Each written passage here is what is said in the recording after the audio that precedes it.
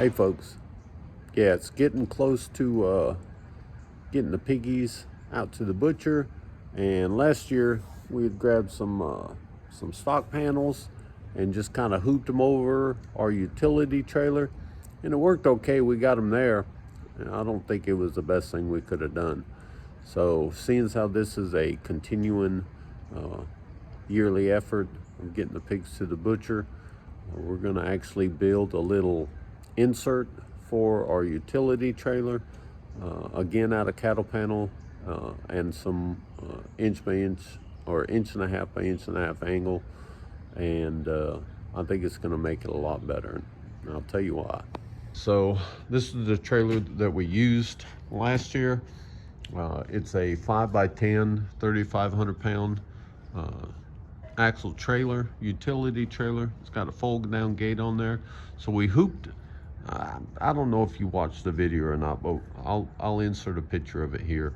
We kind of hooped over the cattle panels and strapped them down with some cargo straps, and the back gate, the drop down gate, was the back end of it, and the front we had plywood.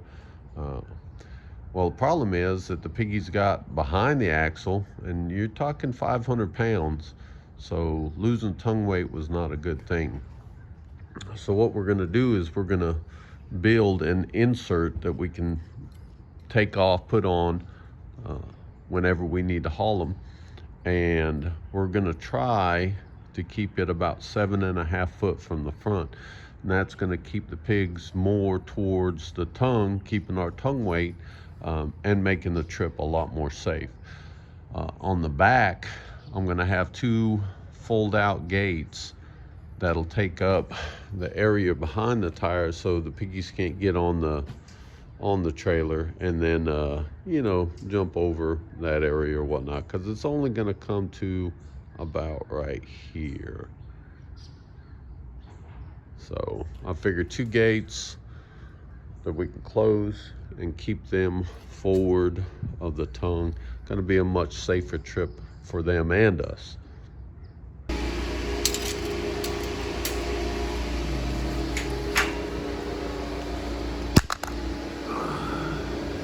We're looking at 7'4" 3/8".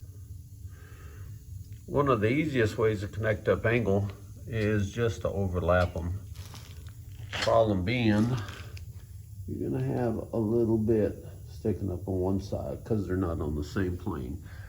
So what we're gonna do is we're just gonna cut this section out underneath it so that everything lines up on the same plane.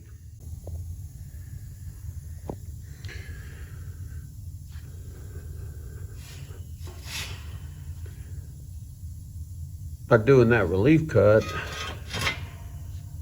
you can see everything now is on the same plane. Just makes for a neater weld and look.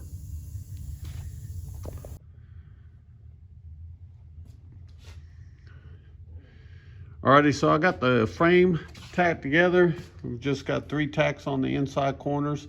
We're gonna go ahead and weld these out and then flip it over, do a little grinding to get some penetration, and then weld them out.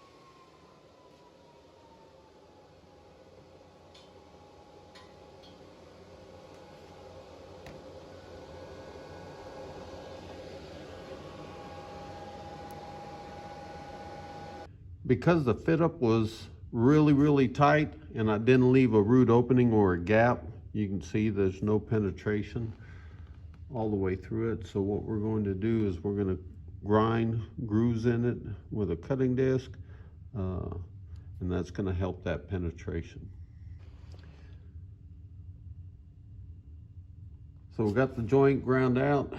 Now let's go ahead and get her welded. All right, so now we just dropped the cattle panel in there, and we're gonna put some 1-inch welds about here, every block. And then on the horizontal members, I'll probably put them right here. I might also give a little 1-inch fillet weld right in the center of that too. So my trailer has these little tie downs on the inside there that are really gonna make it difficult to connect up. Everything aligns on this inside portion right here to the inside portion of that lip. So I'm gonna wind up cutting those off. I have the two side panels clamped to the frame of the utility trailer so I could get a measurement for the front and the rear to allow clearance so that we can easily lift it on and off. So we have the two door frames made up. Had to run to Tractor Supply, get another cattle panel to fill these out.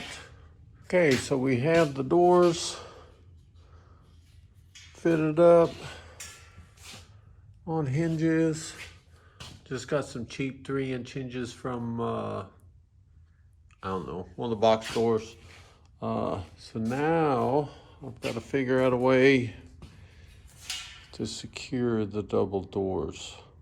I believe I might put a pin coming from the back that'll stop this, be able to secure it, then have a piece of plate come across here with a hole in it for the pin, and then maybe a tractor lift pin, maybe like a Cat 1 or something like that, with one of those snap ring pins to secure it on the top and on the bottom. That might work. We'll think about it. Well, I tried different ways to get these pins just on a little bracket, you know, and yeah, I mean, I could bend them pretty easily with my hand, you know, so I can imagine 250, 300-pound pig would be able to bend it. So I wound up putting in a whole piece of flat bar instead. I've got the 2 pins there. Got small holes cutting those for this one, so it butts up against there. And then I went ahead and fabricated just a couple of pieces of metal to get it to go. And then we could throw the lynch pin right in there.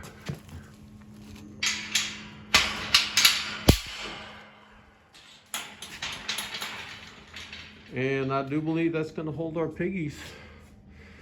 So now I get to lift this bad boy up and get it in the trailer. Overall, I mean, it's not that heavy. You know, I can lift it up off the ground.